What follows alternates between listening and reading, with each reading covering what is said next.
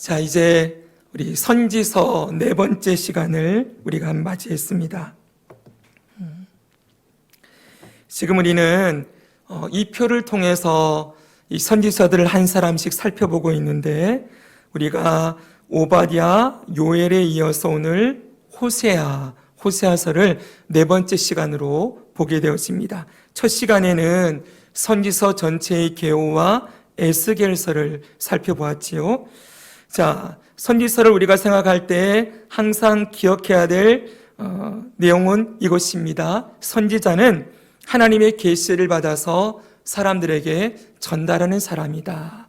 어떤 계시를 전달하나 했더니 이런 그림이라 그랬어요. 깜깜한 바다에 풍랑이 일고 배가 완전히 침몰되기 직전에 있을 때 이렇게 등대가 불빛을 비추어 돌아오라, 돌아오라, 여기로 오면 살 수 있다 라고 외치는 이 메시지, 바로 이스라엘의 범죄로 인하여 하나님의 심판을 피할 수 없는 그들의 그 죄 가운데 하나님께서 회개를 촉구하시고 돌아오라고 말씀하시는, 구원을 선포하시는 하나님의 메시지를 선지자를 통하여서 전하고 있음을 알 수가 있습니다. 그래서 선지서의 주제는 5가지라고 말씀드렸죠. 자, 1번부터 한번 읽겠습니다. 1번 시작. 이스라엘의 죄를 깨닫게 함. 2번 회개를 촉구함. 3번 심판하시나 구원하신다. 4번 메시아 구원자가 올 것이다. 5번 세상 나라는 망하고 하나님의 나라만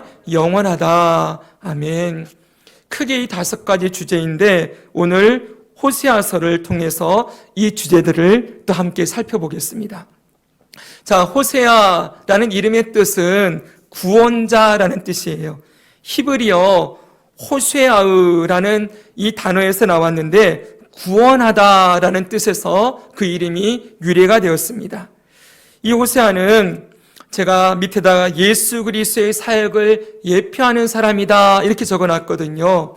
호세아가 좀 이따 보겠지만 제일 대표적으로 호세아가 유명했던 것이 무엇 때문입니까? 창녀와 결혼한 선지자라는 것이지요. 네, 도무지 그 죄를 홀로 끊어낼 수 없는, 가장 음란하고 더럽고 취했던 그 여인을 호세아가 자신의 부인으로 삼는 것을 볼 수가 있어요. 이것이 영적으로 보면은 지금 영적으로 타락해 있는 이스라엘을 사랑하시는 하나님의 사랑을 보여주는 그런 예표이기도 하지만, 더 나아가서는 예수님이 이 땅에서 오셔서 하신 일이 뭡니까? 완전한 죄악 가운데 있던 저와 여러분들을 구원하시고, 그리고 그리스도의 신부로 삼아주셔서 우리가 구원의 은혜를 누릴 수 있도록 인도해 주신 그 은혜를 우리가 입었지요. 그래서 호세아는 예수님을 보여주는 사람이다 라고도 말할 수 있습니다.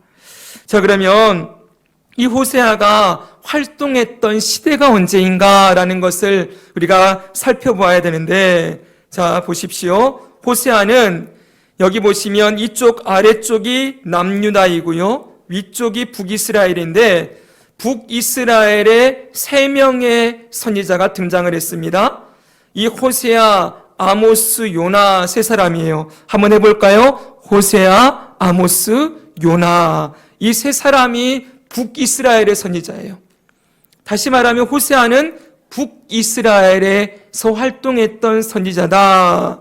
그러면 그가 활동했던 때가 언제인가 했더니 여로보암 2세라는 왕이 북이스라엘을 통치할 때 활동했다는 거예요. 자, 그래서 성경에 보면은 이렇게 돼 있죠. 네, 자, 도표를 일단 보겠습니다.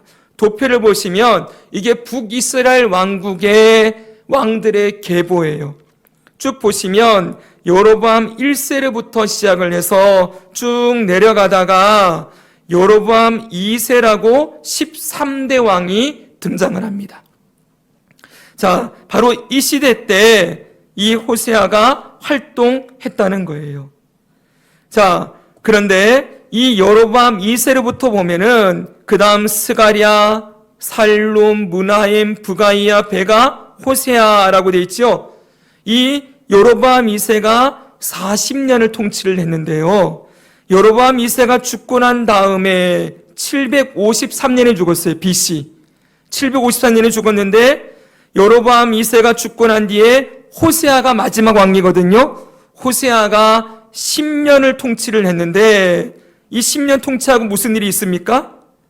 북이스라엘이 완전히 망해요. 이때가 언제입니까? 722년.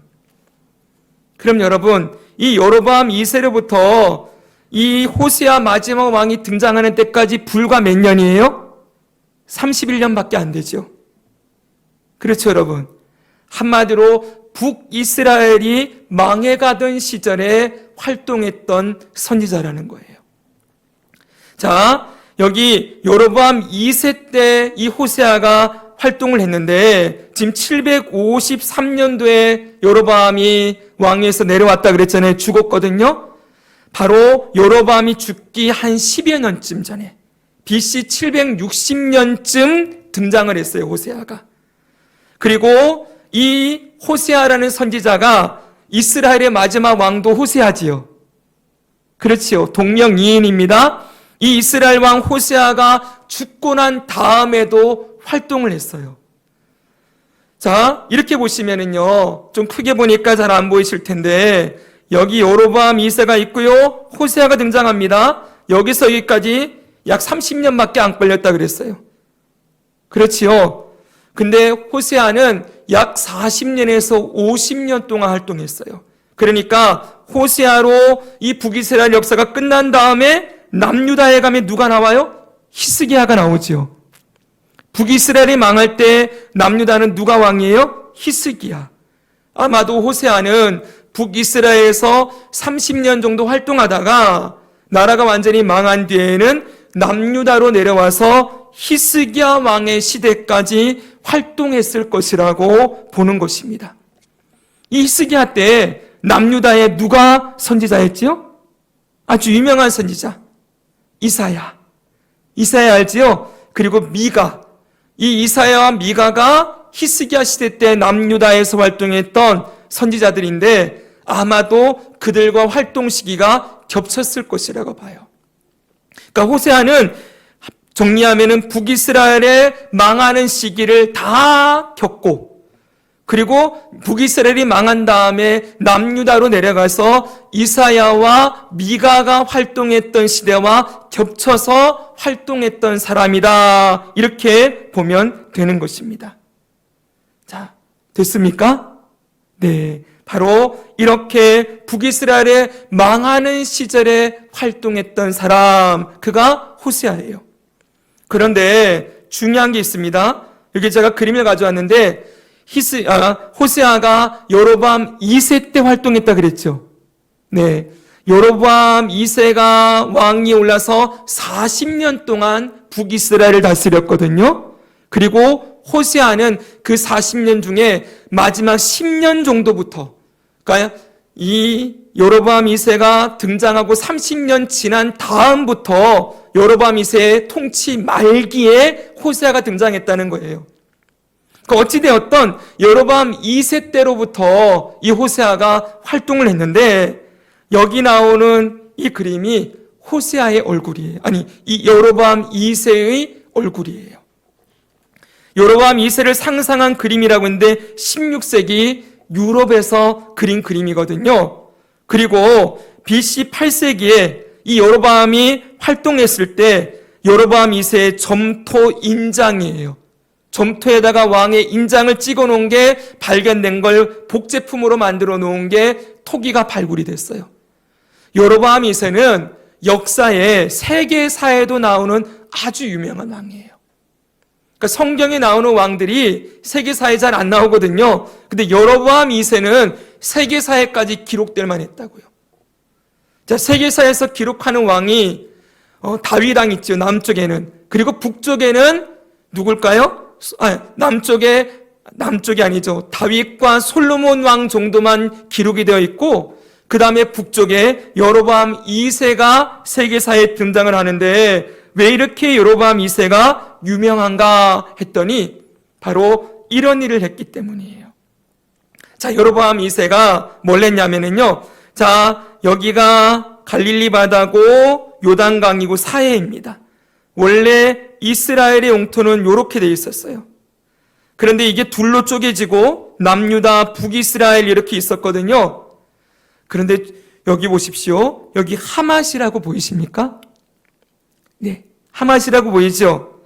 바로 여기가 지금은 어느 땅이에요? 아람이 지배하고 있어요. 아람의 수도가 다메섹이에요. 이 아람이 지배하고 있고 그 위쪽으로는 아수르 제국이 등장을 지배를 하고 있었습니다. 자, 그런데 여로보암 2세가 뭘 했느냐?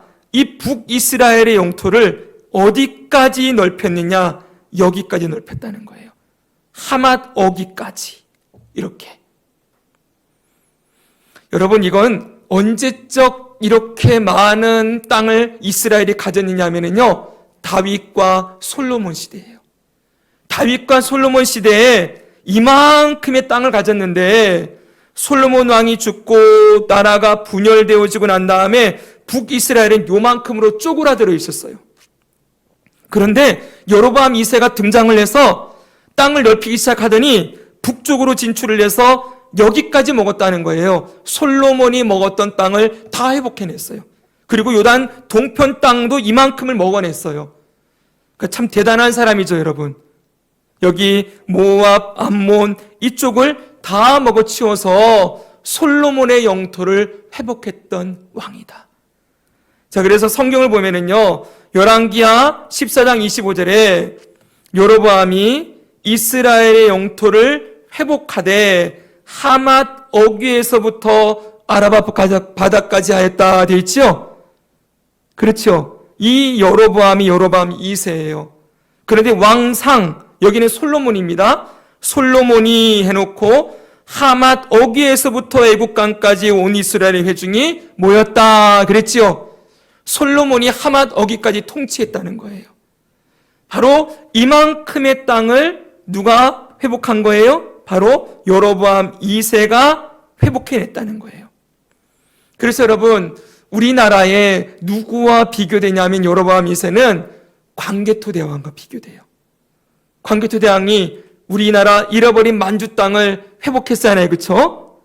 그래서 그랬던 것처럼 이 여로보암 2세도 저 이스라엘이 북쪽의 땅들을 솔로몬 이후로 잃어버렸었는데 거기를 완전히 수복해내서 북이스라엘의 영토를 엄청나게 확장했던 그런 국민 영웅이었다는 것이죠. 세계사에 기록될 만큼.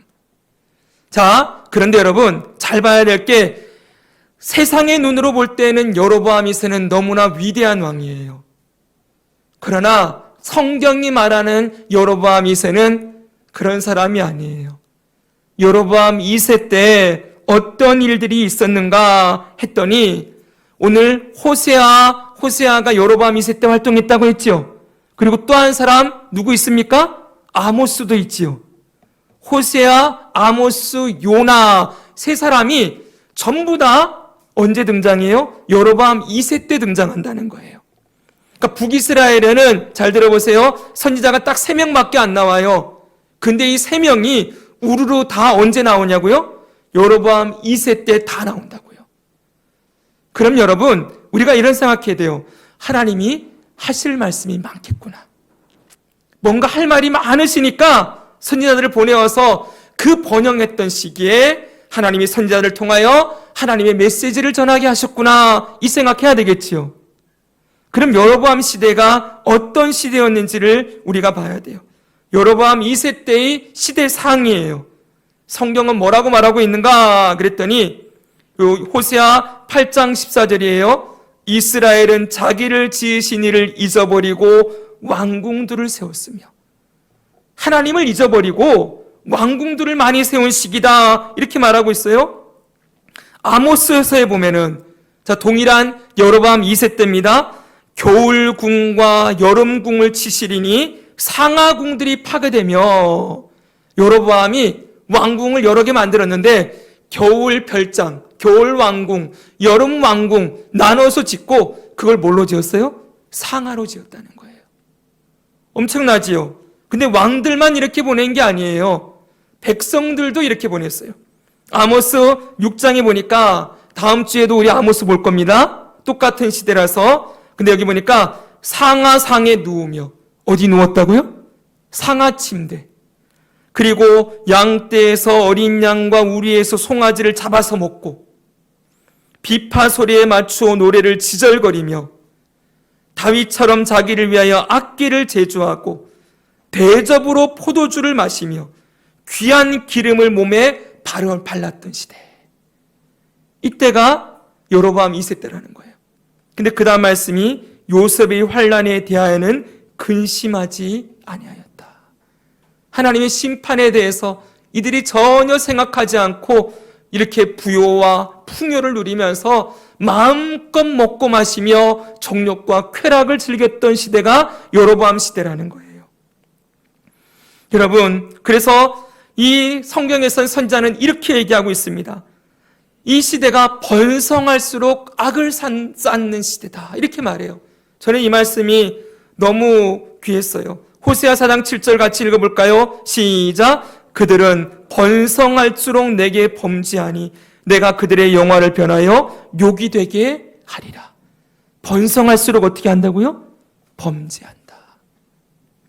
하나님이 그들의 영화를 변하여 욕이 되게 할 것이다, 이렇게 말씀하고 있어요. 번성할수록 악을 쌓는 시대. 여러분, 오늘날 우리가 사는 시대도 별반 다르지 않지요?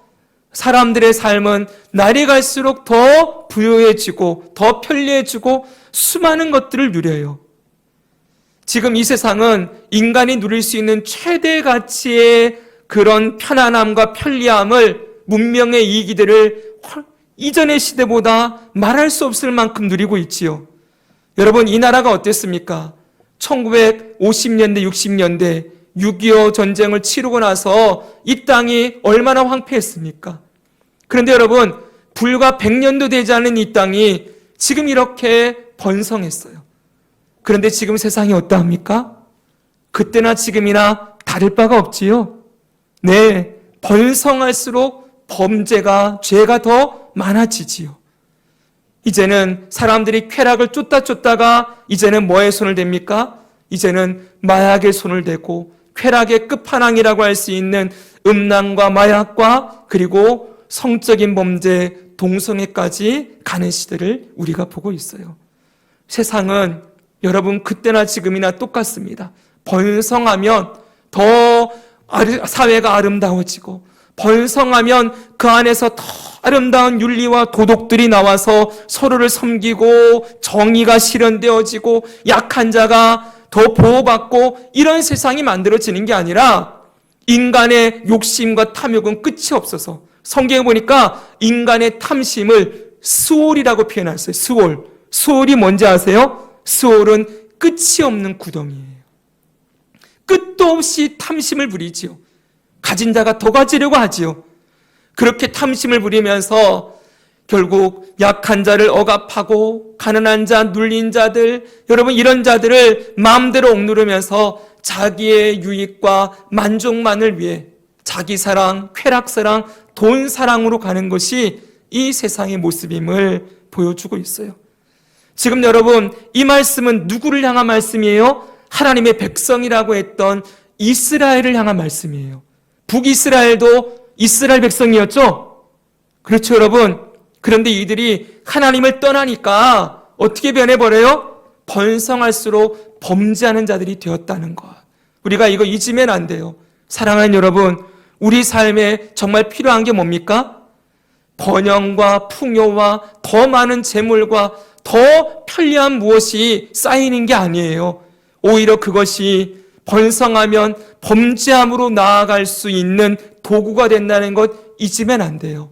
저와 여러분은 하나님의 자녀인 동시에 아직도 죄성이 남아있는 존재라는 것 잊지 마십시오. 우리도 언제든지 이 북이스라엘처럼 번성하여 하나님을 잊어버리고 오히려 내가 이 모든 것들 쌓았다 그러면서 나의 교만과 자만과 나의 이름을 높이면서 하나님 자리까지 올라가려고 하는 그런 죄가 언제나 우리의 발목을 붙잡을 수 있다는 거 기억하고, 우리가 날이 갈수록 더 구해야 될 것은 더 많은 지위, 더 많은 성공, 더 많은 부와 귀가 아니라 더 주님만을 사랑하게 되는 것, 오직 하나님만을 사랑하는 자로 살게 되는 것, 이것이 늘 우리가 구해야 될 기도의 제목이 아닌가 생각합니다. 자, 보십시오. 이들이 번성하여 악을 쌓는데 뭐합니까? 손에 거짓 저울을 가지고 속이기를 좋아하는도다. 속고 속이는 세상. 아모스에 보면 가난한 자를 삼키며 땅에 힘없는 자를 망하게 하려는 자들아. 그러면서 안식일이 언제 지나서 우리가 밀을 내게 할꼬? 이제는 여러분 안식일을 금방 어떻게 하는 거예요? 안식일은 원래 일을 못하게 돼 있잖아요. 근데 빨리 일을 해서 돈 벌고 싶은 거예요. 그래서 안식일이 언제 지나서 우리가 밀을 내게 할꼬? 에바를 작게 하고 세계를 크게 하며 거짓절로 속이며 은으로 힘없는 자를 사며 이제는 사람까지 사고 팔아요. 노예제도, 노예시장이 이 땅에 있었어요. 신 한 컬레로 가난한 자를 사며 찌꺼기 밀을 팔자 하도다. 여러분, 번성하면 뭐합니까? 번성하면 더 나누고 더 섬기고 여러분 온 사회가 정말 함께 일어서야 되는데 더 악한 세상이 되어버리는 거예요. 이제는 예배 드리는 것도 귀찮아요. 빨리 안식일 지나고 돈 벌었으면 좋겠어요. 탐욕이 탐욕을 낳고 탐심이 결국은 죄를 낳는 이러한 세상, 번성할수록 악을 쌓는 시대였다. 그리고 보십시오. 두 번째는 반역의 역사예요. 여러분, 이렇게 여로보암 2세가 나라를 풍요롭고 그렇게 부강한 나라로 만들었으면 그 다음에 그 후손들이 이 나라를 잘 세워갈 것 같잖아요. 그렇죠? 근데 아니에요, 여러분. 그 뒤를 보니까 여로보암 2세가 40년 동안 통치했다 그랬는데 그 뒤로는 31년 지나갔다 그랬죠? 이 31년 동안 온갖 반역이에요. 자, 여로보암 40세, 그리고 그의 아들 스가랴가 겨우 6개월 있었습니다. 그리고 반란이 일어나요. 살룸이 반역을 일으켜요. 그래서 근데 1개월밖에 못 가요. 그리고 또 무나엠이 반역을 일으켜서 살룸을 죽이고 10년 동안 권좌를 차지해요. 그리고 무나엠의 아들 브가이아가 2년 있는데 그 다음에 또 베가가 반역합니다. 그래서 8년 동안 있다가 그 다음 호세아가 또 반역을 해요. 그래서 10년 있다가 망하게 되는 거예요. 여로보암 2세 이후로 반란이 몇 번 일어나느냐? 하나, 둘, 셋, 넷, 4번이나 일어나요. 30년 동안 총 여로보암 2세로부터 7명의, 6명의 왕, 여로보암을 포함하면 7명의 왕이 30년 동안에 다 갈아치워지는 거예요. 번성할수록 악이 쌓이지요. 더 나라가 강해지면 강해질수록 뭐가 일어나요? 반란의 역사가 더 크게 일어나는 그러한 안타까운 역사를 보여주고 있어요. 이때 누가 활동한다고요? 이때 호세아, 아모스, 요나가 활동했다는 거예요. 하나님이 하실 말씀이 많으시겠지요? 그리고 또 있습니다. 이 당시는 여로보암 2세 이후로는 이제는 아수르라는 나라가 번성하고 북이스라엘을 침공하기 시작해요.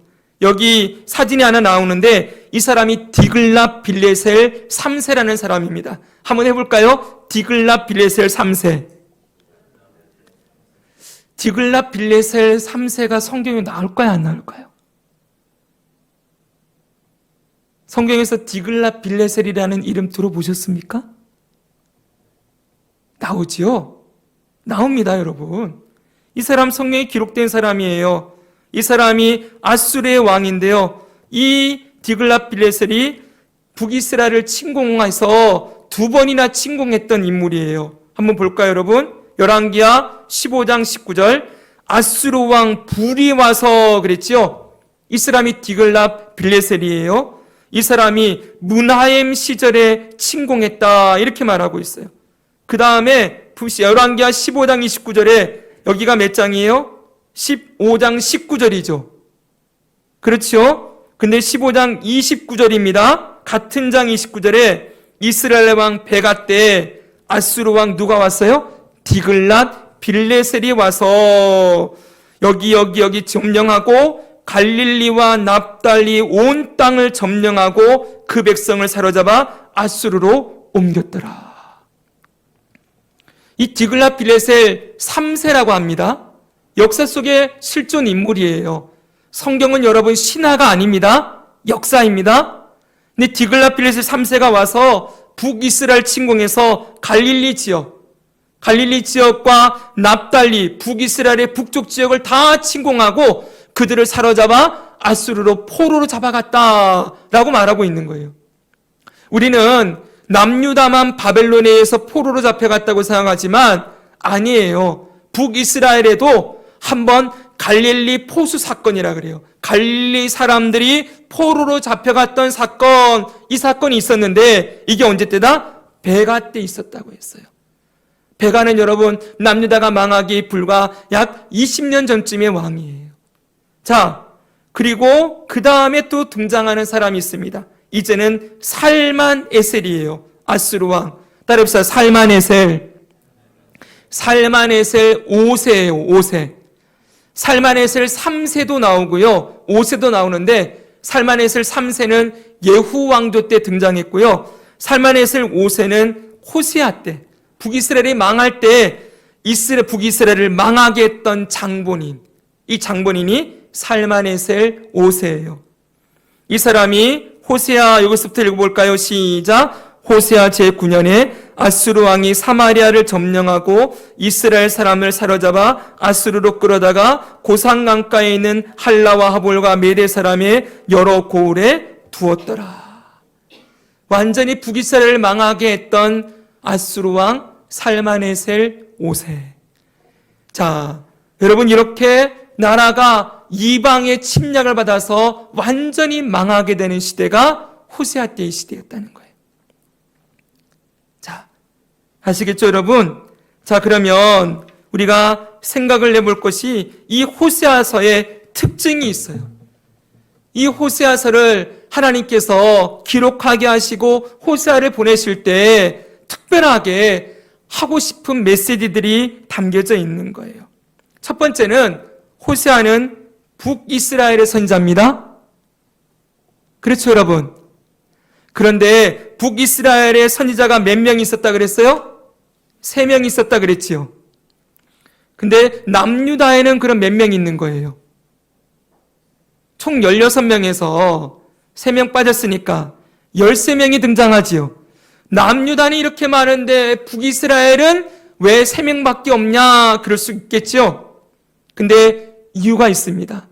뭐냐면은 남유다는 역사가 한 320-30년 흘러가요. 북이스라엘은 200년 정도밖에 안 돼요. 일단 역사가 짧습니다.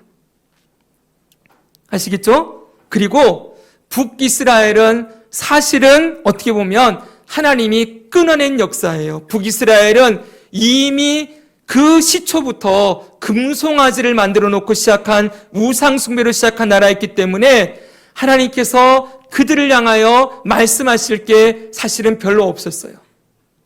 그것과 더불어서 호세아는요, 북이스라엘의 이사야와 같은 사람이에요. 아까 전에 제가 남유다의 히스기야 때 이사야가 활동했다 그랬잖아요. 그렇죠? 북이스라엘의 망하던 시대에 누가 활동해요? 호세아가 40년에서 50년을 활동하면서 그 땅 전체를 책임지고 있었어요. 그래서 하나님께서는 이 호세아를 통하여 이미 하실 말씀들을 다 전하게 하셨기 때문에 호세아가 몇 장까지 있습니까? 14장까지 있거든요. 꽤 깁니다, 여러분. 소선지서 중에서 꽤 길지요. 이렇게 많은 장수를 할애해서 이미 호세아를 통하여 하실 말씀을 하시고 아모스를 통하여 하실 말씀을 충분히 하셨기 때문에, 그렇기 때문에 3명으로 충분해였다라고 말할 수가 있을 거예요. 그래서 여러분, 호세아는 북이스라엘의 이사야와 같은 사람이다. 남유다의 이사야와 같은 선지자가 북이스라엘의 호세아다, 이렇게 생각하면 됩니다. 그리고 또 두 번째로는 창녀와 결혼한 선지자예요. 자, 1장 2절에 보면 이렇게 말합니다. 여호와께서, 시작. 여호와께서 처음 호세아에게 말씀하실 때 여호와께서 호세아에게 이르시되 너는 가서 음란한 여자를 맞이하여 음란한 자식들을 낳으라. 이 나라가 여호와를 떠나 크게 음란함이니라 하시니. 자, 여러분, 이 호세아는 음란한 여자를 맞이했던, 이 음란한 여자가 고멜이죠. 그렇죠? 이 고멜이 부인이었어요. 그런데 여러분, 이 고멜이 어떤 여인인지 아십니까? 호세아가 하나님 말씀대로 데려와가지고 결혼을 해서 3명의 아이를 낳아요. 근데 아이 낳고 또 도망가서 다시 창녀가 되어 있어요. 하나님께서 또 얘기합니다. 도망간 그 여자 다시 돈을 주고 되사와서 너의 아내를 다시 삼으라고 말씀을 해요. 자, 그렇게 도망갔던 여인을 또 데리고 와서 결혼해서 데리고 있었습니다. 이게 바로 호세아예요. 여러분, 이 호세아가 고멜과 결혼했던 이 사건은 뭘 보여주고 있는 걸까요? 한마디로 하나님과 이스라엘 백성의 관계를 보여주고 있는 거죠. 자, 들어보십시오. 성경에 보면은 구약 성경에 하나님과 이스라엘의 관계를 어떻게 설명합니까? 부부관계로 설명하는 부분들이 많이 나와요. 그런데 그동안 선지자들의 메시지는 부부관계를 비유로 설명했어요. 그런데 이 비유로 설명했던 이 부부관계를 실제로 몸으로 보여준 사람이 바로 호세아라는 거예요. 다른 선지자들은 그냥 비유로 하나님과 이스라엘 관계를 부부관계로 설명했을 뿐이에요. 그런데 이걸 진짜 몸으로 보여준 선지자가 누구라고요? 바로 호세아라고요. 근데 호세아가 결혼한 여인이 누구예요? 창녀입니다. 여러분, 이 고멜이 보여주는 상징은 누구예요? 이스라엘이죠. 이 이스라엘이 하나님이 택하여 자기 백성으로 삼고 자기 아내로 삼았음에도 이가 뭘 합니까? 우상을 숭배하고 바알과 아세라를 섬기고 저기 아수르와 애국과 바벨론을 의지하면서 다른 나라들을 의지하는 이 모습을 하나님께서 음행이라고 말씀하는 걸 우리가 볼 수 있잖아요. 바로 이스라엘의 죄가 어떤 죄인지를, 이스라엘이 어떤 상태인지를 생생한 게 삶으로서 보여주는 표본이 호세아였다는 거예요. 자, 여러분, 이 호세아가 고멜과의 사이에서 3명의 자식을 낳습니다. 첫 번째 아들의 이름이 무엇입니까? 여기 보면 이스르엘이라 이렇게 되어 있죠. 이스라엘이라는 이름은 원래 이스라엘을 지칭하는 거예요. 근데 이스라엘이라는 평야가 있어요. 실제로 지역이. 여기는 이스라엘 왕들이 서로 죽이고 죽였던 반역이 가득했던 땅이에요. 이 이스라엘 평야를 중심으로 권력 싸움이 일어났거든요. 바로 지금 너희들의 상태가 피를 흘리면서 온갖 탐욕과 죄악에 물들어 있는 상태라는 걸 이스라엘이라는 이름으로 보여주고 있어요. 그 다음에 로루하마, 두 번째 딸을 낳았는데 로루하마라고 하지요. 이거는 긍휼히 여기지 않을 것이다. 그리고 세 번째 아들입니다. 여기는 로암이라 그랬습니다. 너희는 내 백성이 아니다. 하나님께서 지금 이스라엘을 통하여서 낳았던 죄악이 어떤 모습인지를 이 자녀들을 통하여서 보여주고 있는 거예요. 여러분, 이런 의미에서 볼 때 우리가 정리할 수 있는 게 있습니다. 선지자의 사명이 무엇인가를 호세아는 보여주는 사람이라고 얘기할 수가 있어요. 자, 선지자의 사명 뭐예요? 하나님의 말씀을 삶으로 보여주는 사람이에요. 하나님이 하고 싶은 말씀을 그의 삶으로 직접 나타내고 보여주고 있지요. 한마디로 이스라엘을 향한 시청각 교제가 호세아였다는 거예요. 그런데 여러분, 하나님의 말씀을 삶으로 보여주는 게 쉬웠겠습니까? 생각해 보세요. 여러분들을 향하여 내가 너를 통하여 하고 싶은 메시지가 있으니 저기 창녀 데려와서 너의 부인으로 삼아라. 이러면 여러분들은 어떤 생각하시겠습니까? 하나님의 요구가 어떻게 생각이 되세요? 근데 성경에 보면은 선지자들 가운데 하나님의 말씀을 직접 삶으로 보여주기 위하여서 호세아는 창녀를 부인으로 삼았지요. 저 뒤에 에스겔은 하나님이 이렇게도 얘기해요. 너는 사람의 인분, 사람의 똥을 가져다가 그것으로 음식을 구워 먹으라 이렇게 명령을 해요. 얼마나 이스라엘이 더럽혀져 있는 존재인지를 가르치기 위하여 선지자를 향하여 사람의 똥을 가지고 불을 지펴서 거기서 음식해 먹으라는 거예요. 이해가 됩니까, 여러분? 에스겔을 향하여서 하나님께서 이렇게 말씀해요. 이스라엘의 죄를 담당하기 위하여서 왼쪽으로 450일인가요? 누워있으라 그러고, 이제는 유다의 죄를 담당하기 위하여서 우측으로 90일 동안 누워있으라. 이렇게도 말씀을 해요. 하나님이 말씀하시는 걸 직접 삶으로 보여주라. 이렇게 말씀하고 있는 것이지요. 근데 그 말씀이 때로는 너무나 힘들고 어렵고 고난을 당하는 그런 말씀일 수 있지요. 그런데 뭐 하는 거예요? 선지자는 그 말씀을 하라 하면 하는 거예요. 사랑하는 여러분, 이것이 여러분들에게 어떤 생각이 듭니까? 오늘날 이 시대는 선지자가 존재하지 않는다고 했습니다. 그렇지요. 이 시대는 우리 모두가 선지자요 제사장이라고 말씀을 드렸지요. 이미 계시의 말씀을 성경으로 다 받았습니다. 그리고 이 성경을 전할 사명은 누구에게 있습니까? 모든 하나님 백성들에게 있지요. 아멘입니까? 이 말씀을 전할 사명이 목회자에게만 있는 거 아니지요. 너희는 가서 모든 민족으로 제자를 삼아 아버지와 아들과 성령의 이름으로 세례를 베풀고 내가 너에게 분부한 모든 것을 가르쳐 지키게 하라. 내가 너에게 분부한 모든 것을 가르쳐 지키게 하라. 이 지상 명령이 목회자에게만 주어지지 않았어요. 선교사님들에게만 주어지지 않았어요.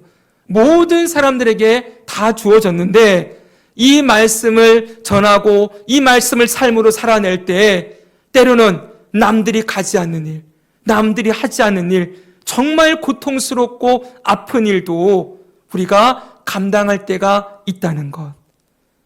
여러분, 이걸 여러분들이 인정하시겠습니까? 하나님의 말씀이 너무 부당해 보일 때가 있어요. 내 삶에 일어나는 일들이 너무 괴로울 때가 있어요.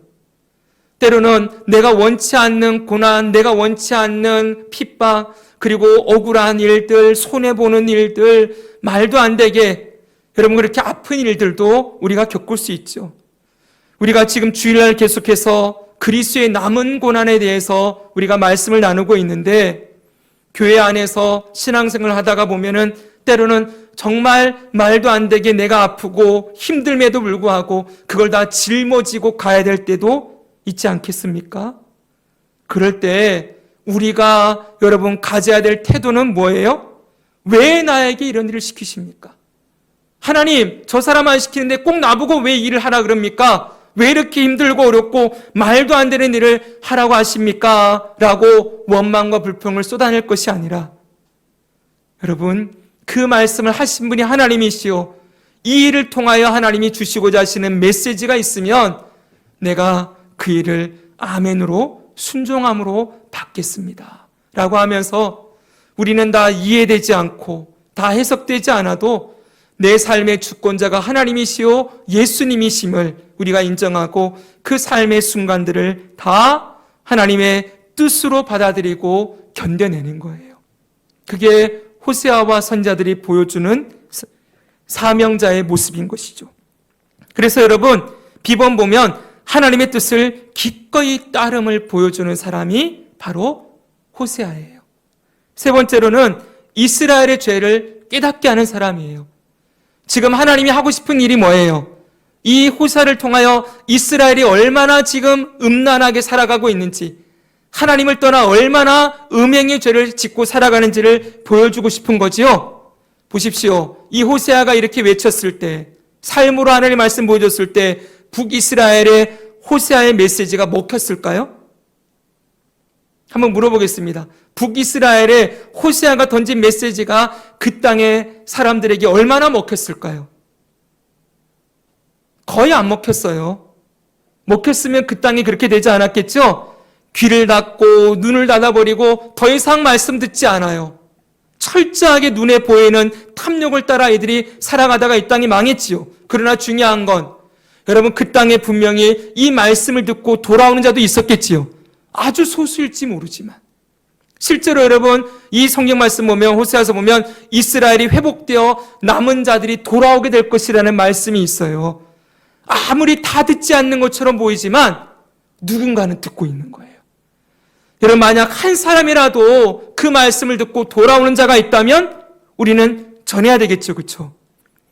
우리의 목표는 어디에 있습니까? 많은 사람이 회개하고 돌아오는 데 있지 않아요. 한 영혼이라도 하나님의 말씀 앞에 내가 전하는 말씀과 나의 삶을 통하여 돌아오는 사람이 있다면 그것으로 충분할 수도 있겠지요. 아멘이지요? 천하보다 귀한 영혼, 한 영혼. 그래서 여러분 선지자들의 사역을 보면 이 선지자들의 사역은 효율성을 가지고 일하지 않아요. 내가 이만큼 일하면 당연히 이만큼 열매를 거두겠지. 이런 거 있을까요? 없을까요? 없어요. 열매에 대한 기대가 없어요. 단지 하라니까 하는 거예요. 열매는 누가 거두십니까? 하나님이 거두시겠지요. 우리가 해야 될 일은 무엇입니까? 하나님이 하라 그러면 여기 이스라엘의 죄를 깨닫게 하는 것, 이게 쉬운 게 아니었겠지요. 축복의 말씀 전하는 게 쉽습니까? 저주와 심판을 전하는 게 쉽습니까? 축복의 말씀 전하는 건 너무 쉽지요. 누구나 할 수 있겠죠. 저주와 심판의 말씀 전하는 건 너무 어려워요. 그런데 하라고 하시니 하는 것이고 이걸 통하여서 누군가 한 사람이라도 구원받을 수 있다면 이 일을 기쁨으로 사명으로 감당하는 것이지요.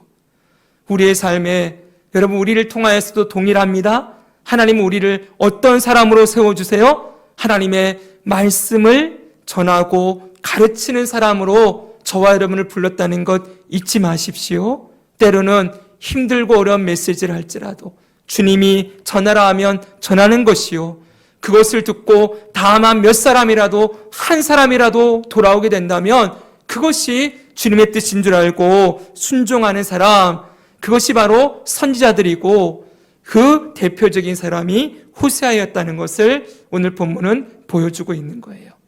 자, 그러면 여러분 이 호세아서의 주제는 크게 네 가지입니다. 그냥 빠르게 봅니다. 첫째는 이 선지서의 주제와 똑같아요. 이스라엘의 죄를 고발해요. 고발하는데 어떻게 고발합니까? 여러분 보십시오. 2장 보면은 너희 어머니와 논쟁하라. 그는 내 아내가 아니요 나는 그의 남편이 아니라 그가 그의 얼굴에서 음란을 제하게 하고 유방사에서 음행을 제하게 하라 그랬지요. 음란하다, 음행하다, 여기 음란, 음행 이런 말씀을 계속 쓰고 있어요. 우상 숭배와 하나님 아닌 다른 나라를 의지하는 이 이스라엘의 죄를 고발하는 것이지요. 여러분 여기 보면은 아주 기가 막힌 말씀이 나와요. 보세요. 여기 빨간색 한번 읽어볼까요? 읽겠습니다. 시작. 곡식과 새 포도주와 기름은 내가 그에게 준 것이요 그들이 바알을 위하여 쓴 은과 금도 내가 그에게 더하여 준 것이거늘 그가 알지 못하도다. 여러분 지금 이스라엘이 누리고 있는 이 풍요는 누가 주신 거예요? 하나님이 주셨죠. 그런데 이걸 갖다가 누구한테 써요? 바알한테다 갖다 썼다는 거예요. 하나님이 주신 것을 가지고 우상을 숭배하는 바알한테 다 갖다 바치는 거예요. 기가 막힌 얘기죠, 여러분. 이게 이스라엘의 죄였다는 것이지요. 자, 4장에 보면 이렇게 말씀합니다. 이 땅에는 진실도 없고 인애도 없고 하나님을 아는 지식도 없고 오직 저주와 속임과 살인과 도둑질과 간음뿐이요 포악하여 피가 피를 뒤따릅니다. 이스라엘의 죄를 이렇게 고발하고 있어요. 여러분 여기 빨간색 한번 읽겠습니다. 시작. 내 백성이 지식이 없으므로 망하는도다. 내가 지식을 버렸으니 나도 너를 버려 내 제사장이 되지 못하게 할 것이요 내가 내 하나님의 율법을 잊었으니 나도 내 자녀들을 잊어버리리라. 그들은 번성할수록 내게 범죄하니 내가 그들의 영화를 변하여 욕이 되게 할지라. 아멘. 여기 보세요. 지식이 없어요. 지식 대신 하나님을 버렸어요. 그리고 율법을 잊었다고 했어요. 번성할수록 악을 행하는 이 이스라엘의 죄를 고발하고 있지요. 두 번째로는 여러분 그냥 지나갑시다. 여기 너무 중요한 얘기 나와요. 8장에 보면은 여기 보세요.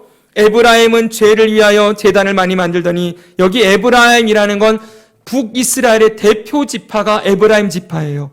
그래서 호세아에서 에브라임은 북이스라엘 전체를 지칭하는 대표 명사다라고 보시면 되는데요.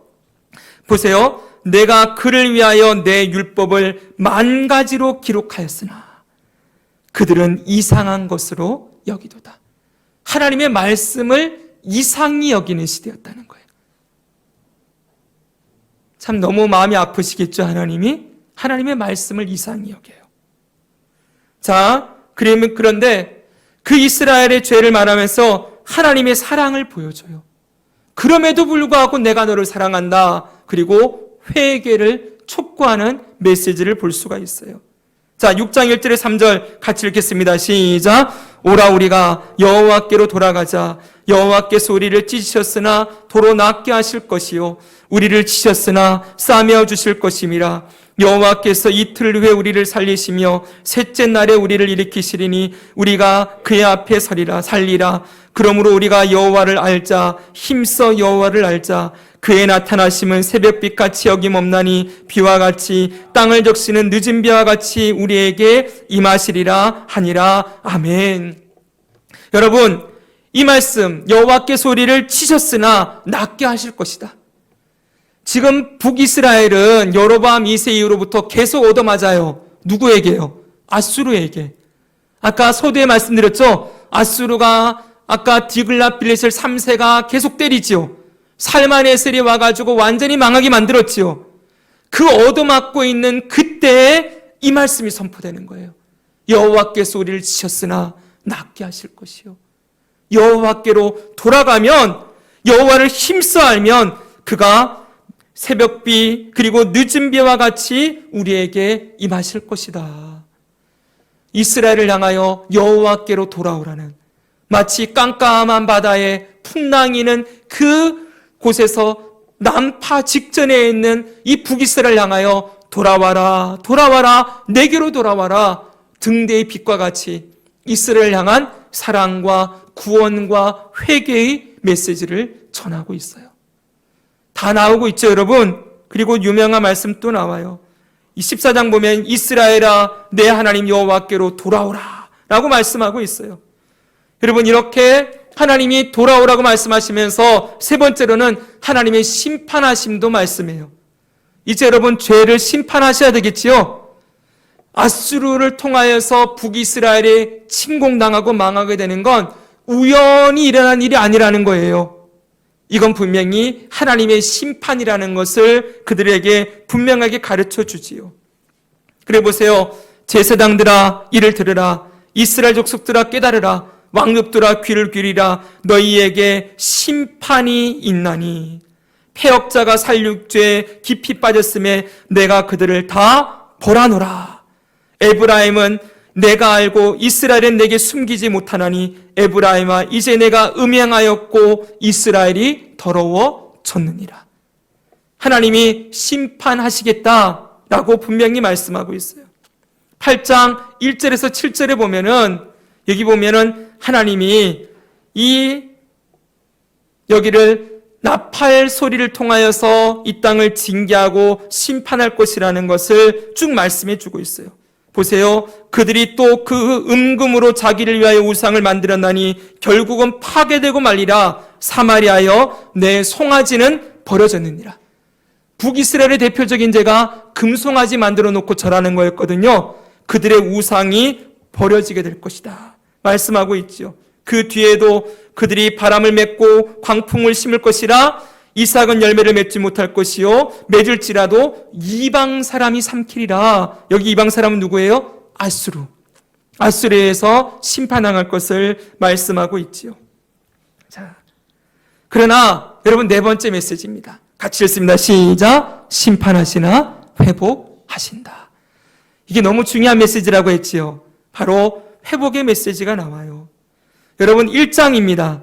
1장 앞에 막 하나님이 로암미 너희는 내 백성이 아니다 그랬어요. 여호와께서 이르시되 그의 이름을 로암미라 하라. 너희는 내 백성이 아니요 나는 너희 하나님이 되지 아니할 것이라. 여기 뭐예요? 심판이지요.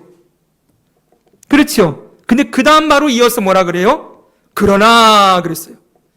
이스라엘 자손의 수가 바닷가의 모래같이 되어서 헤아릴 수 없게 될 것이요. 그 뒤 보면 너희는 내 백성이 아니라 한 그곳에서 그들에게 이르기를 너희는 살아계신 하나님의 아들들이라 할 것이다. 심판이 앞에 딱 나오는데 바로 뒤에 그러나 내가 너희들을 내 아들로 삼을 거야. 너희를 회복시킬 거야. 라고 바로 말씀하고 있는 거예요. 여러분 선지서를 읽을 때 어떤 눈으로 읽어야 된다 그랬어요? 하나님의 관점으로 읽으라고 했지요. 하나님이 정말 하고 싶어하는 얘기는 이스라엘을 때려서라도 살리고 구원하고 싶은 마음이 여기 나와 있지요. 자, 그 뒤에 3장에도 보면 이렇게 되어 있습니다. 그 후에 이스라엘 자손이 돌아와서 그들의 하나님 여호와와 그들의 왕 다윗을 찾고 그랬어요. 따라합시다. 다윗을 찾고. 여기 다윗은 누구를 얘기하는 걸까요? 바로 예수 그리스도를 얘기하는 거예요. 나중에 이들이 돌아와서 예수님을 찾고 마지막 날에는 여호와를 경외함으로 여호와와 그의 은총으로 나아가리라. 예수 그리스도를 통하여 이들이 구원을 받고 회복될 날이 반드시 있을 것이다 라고 약속하고 있는 것이지요. 자, 그리고 아까 읽었던 오라 우리가 여호와께로 돌아가자 여호와께서 낫게 하실 것이다 라는 메시지를 주고 있어요. 그리고 시간 관계상 못 읽지만 14장이에요. 14장은 마지막 장이지요. 여기 마지막은 이렇게 되어 있어요. 내가 그들의 반역을 고치고 기쁘게 그들을 사랑하리니 나의 진노가 그에게서 떠났음이니라. 그러면서 내가 이스라엘에게 이슬과 같으리니 쭉 말씀하고 있어요. 여러분 이것이 하나님이 정말 하고 싶어하는 회복의 메시지라는 거예요. 자, 심판하시나 구원하신다는 메시지가 호세아에도 분명하게 나오지요. 그럼 마지막 정리합니다. 정말 하나님이 하고 싶어 하시는 말씀이 뭐예요? 하고 싶어 하시는 일. 우리 호세아 6장 6절 읽겠습니다. 나는 시작. 나는 인애를 원하고 제사를 원하지 아니하며 번제보다 하나님을 아는 것을 원하노라. 아멘. 지금 이스라엘이 지식이 없어서 망한다 라고 말씀하신 하나님이 정말 원하는 건 뭐예요? 하나님을 아는 것을 원한다. 여러분 오늘날 우리에게도 똑같이 요한복음 17장 3절에서 말씀해요. 영생은 곧 유일하신 참 하나님과 그가 보내신 자 예수 그리스도를 아는 것이니이다 라고 말씀하고 있어요. 사랑하는 여러분, 이 북이스라엘이 망하게 된 근본적인 이유는 어디 있냐? 복잡한 설명들이 있지만 정리하면 딱 그래요. 그의 시조 여로보암 때로부터, 여로보암 1세로부터 하나님을 금송아지로 바꿔먹었기 때문이에요. 그렇게 흘러내려온 이 북이스라엘의 범죄가 여로보암 2세 때 완전히 꽃을 피워서 그 전에 아합과 이스벨을 통하여 바알과 아세라를 숭배하게 되고 하나님을 잃어버렸지요. 여러분 하나님을 아는 것, 하나님이 누구이신지를 알려주시는 것, 그것이 정말 하고 싶은 얘기예요. 선지서를 통하여서 하나님이 하시고 싶은 얘기가 뭐예요? 내가 바로 이런 존재다. 뭘 알리고 싶어요? 이스라엘이 얼마나 범죄했는지 알려주고 싶어요. 두 번째는 뭐예요? 이스라엘을 얼마나 사랑하시는지를 알려주고 싶어요. 그리고 하나님이 심판하시나 구원하시는 분이라는 걸 알려주기를 원하시지요. 그리고 그 하나님께로 돌아오는 것, 그거 원하시는 거예요. 오늘날 우리에게도 하나님 원하시는 게 뭐겠습니까? 하나님과 예수님을 아는 것. 하나님이 어떤 분이신지, 예수님이 우리를 위해 무엇을 하셨는지를 아는 것, 이것 하나님이 알기를 원하세요. 그래서 여러분 성경 읽으라고 말씀드리는 겁니다.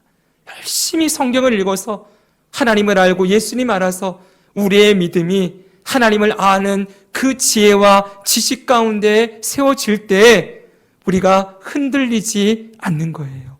여러분 아는 것이 힘이다 라는 말, 세상의 말도 있지요? 저는 똑같다고 생각해요. 오늘 성경을 알면 아는 만큼 하나님 백성들이 더 하나님 앞에 바르게 서고 하나님을 경외할 수밖에 없어요. 오늘 우리 선지서들 읽으면서 하나님을 더 알아가는 은혜를 누리시기 바랍니다. 또 하나가 있습니다. 여러분 이 말씀 같이 한번 읽고 마칩니다. 시작. 우리가 아직 연약할 때 기약대로 그리스도께서 경건하지 않은 자를 위하여 죽으셨도다. 의인을 위하여 죽는 자가 쉽지 않고 선인을 위하여 용감히 죽는 자가 혹 있거니와 우리가 아직 죄인 되었을 때 그리스도께서 우리를 위하여 죽으심으로 하나님께서 우리에 대한 자기의 사랑을 확증하셨느니라. 아멘. 하나님이 정말 하고 싶은 일, 하나님의 사랑을 보여주고 싶은 거예요. 호세아를 통하여 그 창녀인 고멜을 아내로 삼게 하고 도망간 그 여자를 다시 사와서 자신의 아내로 삼고 사랑해라고 말씀하신 그 하나님이 바로 우리를 어떻게 사랑하고 있는지를 예수님을 통하여 보여주셨지요. 여러분, 분명한 건 하나님의 사랑은 끊어지지 않습니다. 하나님의 자녀를 향한 그 사랑은 절대 끊어지지 않아요. 우리가 실패할 때가 있고 고멜처럼 우리가 넘어질 때도 있겠지요. 다시 도망가서 제멋대로 살고 있을 때도 있을 거예요. 그러나 하나님은 끝까지 우리를 놓지 아니하시고 구원한 하나님의 백성들을 예수님의 사랑으로 끝까지 보호하시고 구원하신다는 것. 하나님은 사랑의 하나님이라는 것을 하나님이 그 백성들에게 알려주고 싶어 하는 거예요. 우리 그 사랑, 오늘도 우리에게 임하고 있음을 기억하면서 우리 예수님의 그 은혜와 사랑 앞에 감사의 제사를 드리고 나를 향한 끊을 수 없는 아버지의 사랑, 그 사랑이 내게 임하고 있음을 믿으며 우리도 마음과 목숨과 뜻을 다하여 하나님을 사랑하는 자리로 나아가는 저와 여러분 되기를 주 예수님의 이름으로 축복합니다. 아멘.